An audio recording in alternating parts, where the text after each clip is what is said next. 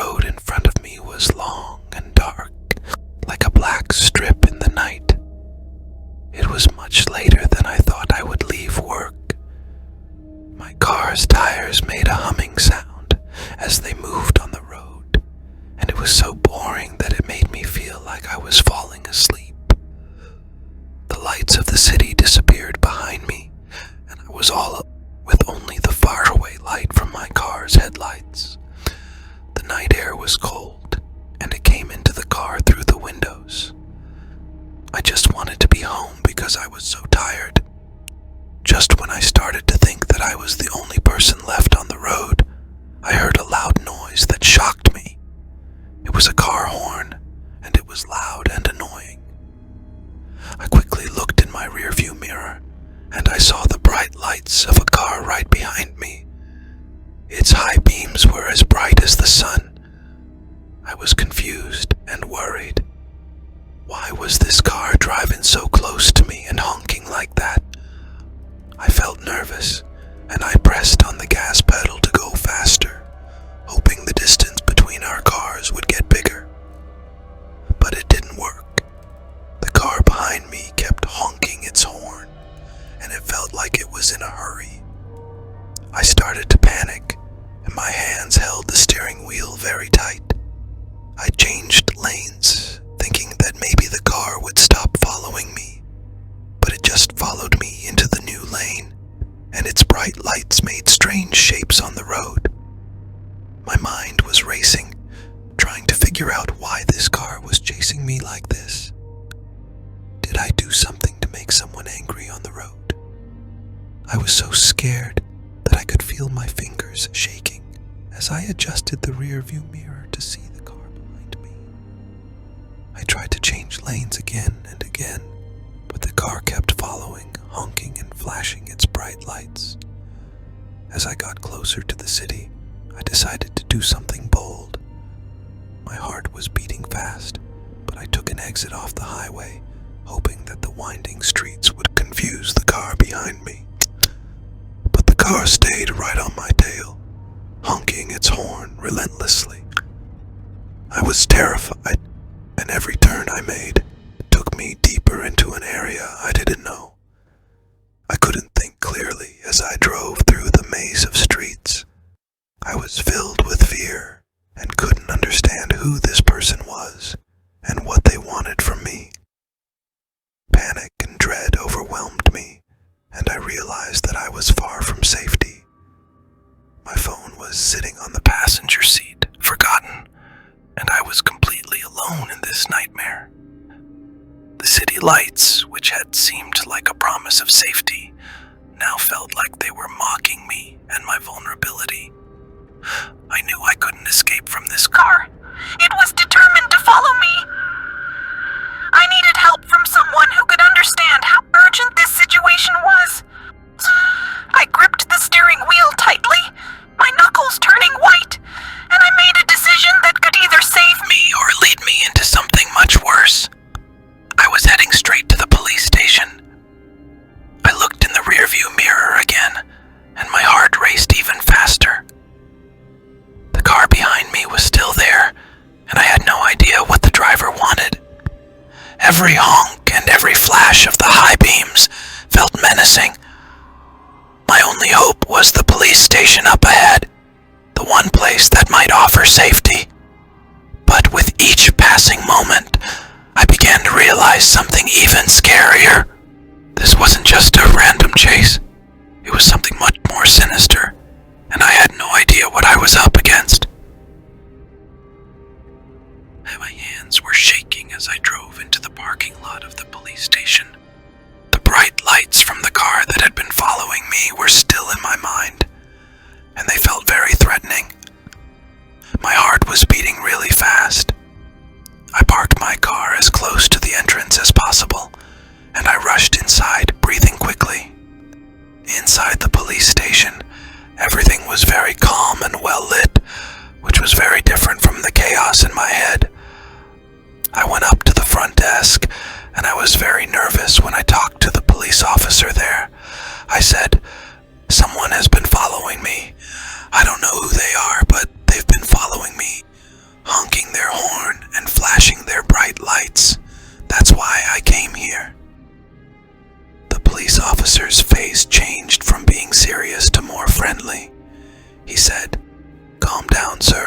We will check this out. Just take a deep breath and try to relax." While the officer wrote down my information, the air in the police station felt heavy with worry. I kept looking at the entrance, thinking that the car that had been following me might come in at any moment. The time felt very long, and I was very anxious. Then another police officer came into the room. He looked tired and messy, like he had been through a lot. He listened to what the first officer said, and then he turned to me.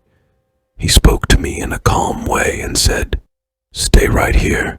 We will handle this." As he walked away, I started to feel a little better because I knew they were taking the situation seriously. But my heart was still beating really fast, and it felt very loud in my head. After a little while, the new officer came back with 2 more officers. They looked focused and in charge. The officer explained to me, "We have stopped the driver of the car that was following you. We will question him and find out what's going on." As they left to deal with the driver, I started to feel anxious again, but this time it was because I didn't know what would happen next. I kept thinking about different things in my head. Eventually, the officers came back, and they looked serious but determined.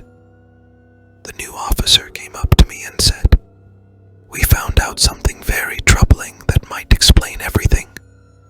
The man driving the car behind you said there's someone hiding in your back seat, someone with a knife." His words made me feel really scared, and I imagined someone hiding in my car with a knife. It was like the night had become even scarier. The officer's voice got steadier as he continued, "We have taken the man from your back seat into custody. He is someone who escaped from a hospital for mentally ill people, and he seems to have dangerous intentions." I got chills thinking about what could have happened if the man hadn't followed me. I went up to him and thanked him for saving my life. The road ahead was dark and quiet, cutting through the night like a long black ribbon. I had been far from home all day, and now I was driving back alone late at night. The lights of the city I had visited were disappearing in my rearview mirror. I was really tired, and I just wanted to be in my own bed. The road was empty, and the sound of my car tires on the road was making me feel almost like I was falling asleep. As I drove further into the night, everything around me started to look blurry, and I was getting so tired that I felt like I was in a daze. I had left work later than I planned, and the road in front of me seemed to go on forever. The cold air of the night was coming into the car through the open windows, and I was getting really tired. I was thinking about going home when suddenly I heard a loud noise that woke me up. The noise was a car horn, and it was loud and annoying.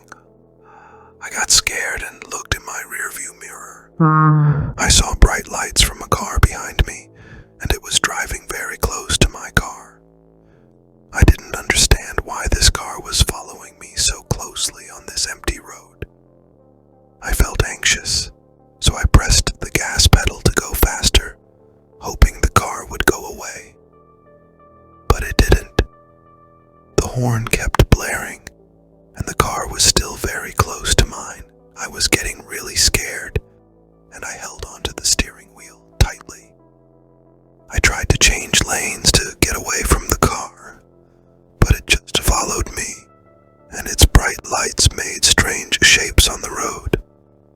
I was really worried and didn't know why this car was chasing me like this.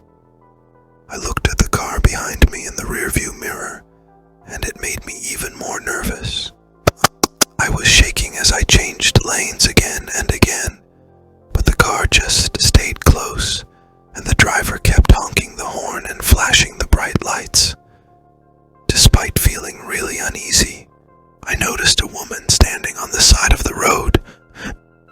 looked messy and like she needed help. I felt sorry for her and also a bit scared, but I decided to stop and offer her a ride, hoping to understand what was happening that night. With the woman in the car now, I felt my heart beating fast. The more we drove, the stranger things got. She acted strangely, not making much sense when I tried to talk to her. Her behavior added to the weird feeling inside the car, and I couldn't figure out what was going on. Following the directions she gave me, I started feeling even more worried. We had been driving for about 30 minutes, and the surroundings started to look unfamiliar and a bit creepy. There were only a few dim streetlights, and they cast weird shadows on the road. Suddenly, I saw a scary old abandoned house. It was all by itself in the dark, fallen apart, and looked like it hadn't been used in ages. This made me feel really scared. I wanted to turn the car around and leave this creepy place, but I couldn't because I wasn't driving anymore. I looked in the mirror and felt my heart race. The woman in the back seat had moved, and she looked really mean. She had a knife in her hand, and I knew this was really bad. Before I could do anything, she tried to stab me with the knife. I moved quickly, and the knife missed me. The car swerved because of our struggle, and the tires made a loud screeching sound as the knife passed just where my neck had been a moment ago. The car was all over the road, but I had to fight back. The woman was still trying to stab me with the knife. Luckily, I had learned self-defense, and I used what I knew and knocked her unconscious. I then grabbed her wrist and took the knife away from her. I threw the knife where she couldn't get it. Finally, the car stopped, and the engine was quiet. I was breathing really fast, and my heart was pounding. I knew I had to do something. I carefully unlocked the car door and got out, trying not to make any sudden moves. I called the police on my phone and told them what had happened. I waited for what felt like an eternity for the police to come. When they arrived, they arrested the woman. I was so glad they were there. I told the police everything, and they realized the woman was not in her right mind. She had escaped from a place for people with mental problems, and she had wanted to do something really bad. I was lucky to have escaped from that scary situation. The night was thick with shadows, the moon a faint sliver hidden behind a shroud of ominous clouds. I gripped the steering wheel of my old sedan, feeling the engine's low hum resonate through my fingertips.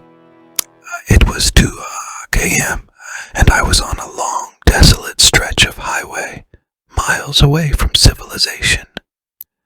My GPS had lost signal hours ago, and the only illumination came from my car's headlights as they cut through the darkness. I had embarked on this late-night drive with the intention of reaching my destination by dawn. But now, as I navigated this eerie road, it felt like the night had other plans.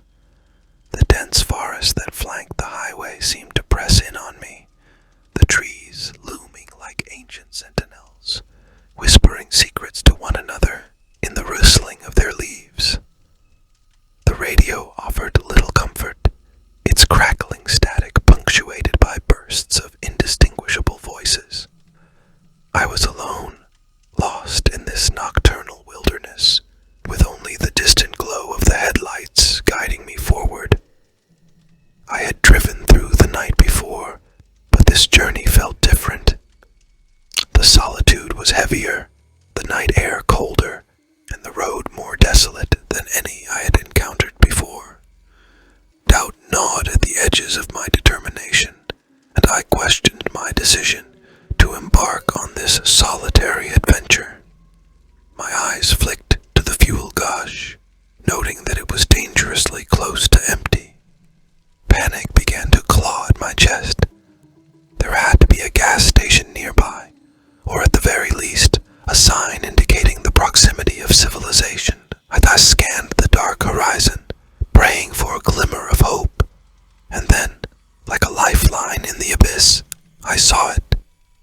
a small weathered sign indicating a gas station just a mile ahead. Relief washed over me, and I eased my foot off the gas pedal, allowing the car to coast as I approached the exit. The gas station appeared like an oasis, its neon lights casting an eerie glow against the night. The flickering sign announced Joe's Gas and Mini Mart, and I pulled into the dimly lit lot. The station looked old and abandoned, its pumps long past their prime. I parked my car by one of the pumps, but a sense of unease lingered. The eerie silence was broken only by the soft hum of the fluorescent lights above, and the stillness was unsettling. The chill in the air seemed to seep into my bones as I got out of the car, my breath forming misty clouds in the frigid night. I approached the rusty pump and tried to insert my credit card, but the machine remained unresponsive. Frustration welled up inside me as I attempted to use the other pumps, only to encounter the same issue. It was as if this place had been forgotten by time, a relic from another era. I glanced around, searching for any sign of life. The gas station's mini-mart stood in shadowy silence, its windows displaying faded advertisements for long-expired products.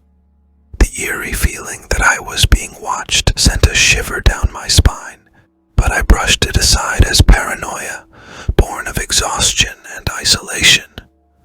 I decided to investigate the mini-mart, hoping to find someone who could assist me. As I pushed open the creaky door, a musty scent enveloped me, the air heavy with the lingering odors of old cigarettes and stale coffee. Shelves lined with dusty, half-empty products greeted me, and the dim overhead lights cast eerie shadows that danced along the cracked linoleum floor. I called out, my voice echoing through the empty store. "Hello, is anyone here?" Silence answered me. I felt a growing sense of unease, a nagging feeling that something was terribly wrong. I decided to explore further, making my way through the narrow aisles toward the back of the store. The rows of shelves seemed to stretch endlessly, and the oppressive stillness weighed on me. And then, as I reached the last aisle, I saw something that sent a chill down my spine. A cracked mirror hung on the wall, and in its reflection, I saw a figure standing behind me. My heart leapt into my throat, and I spun around, but there was no one there. I shook off the sensation of being watched, attributing it to the unsettling atmosphere of the place. I needed to find help, or at least a working gas pump, so I continued my search through the store. As I approached the checkout counter, a sense of dread settled in. The cash register was open, its contents long gone. The torn remnants of lottery tickets littered the floor, and an old, tattered newspaper lay open, its headline announcing a tragic accident on this very highway years ago. I turned away from the counter, my mind racing with thoughts of leaving this eerie place. But just then, a low guttural growl echoed from the darkness behind me. My heart froze in my chest as I slowly turned, my eyes meeting the terrifying gaze of a large, mangy dog. Its fur was matted and filthy, and its eyes gleamed with a feral hunger. Fear surged through me as I backed away, realizing that I was trapped between the dog and the abandoned store. I scanned the dimly lit aisles, searching for a way out, but the dog's menacing presence blocked my path. I took a tentative step toward the door, but the dog growled again, its teeth bared in a snarl. It was clear that the animal was territorial and aggressive, and I had no choice but to retreat. I retreated slowly, my heart pounding in my chest, as the dog followed, never breaking eye contact. My only hope was to make it back to my car and use it as a barrier between me and the animal. I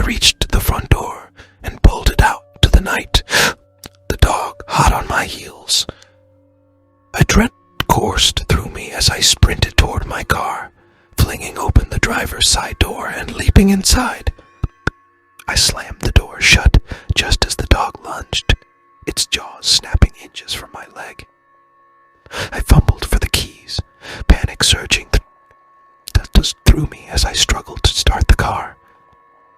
The engine roared to life just in time, and I slammed my foot on the gas pedal, tires screeching as I sped away from the gas station. The dog gave chase for a few moments, before finally relenting, disappearing into the darkness of the night. I breathed a sigh of relief, my heart still racing as I put distance between myself and that forsaken place. I drove for what felt like hours, the rain still falling in torrents, my mind racing with thoughts of the abandoned gas station and the dog that had nearly attacked me. It was a nightmarish experience, one that left me shaken to my core.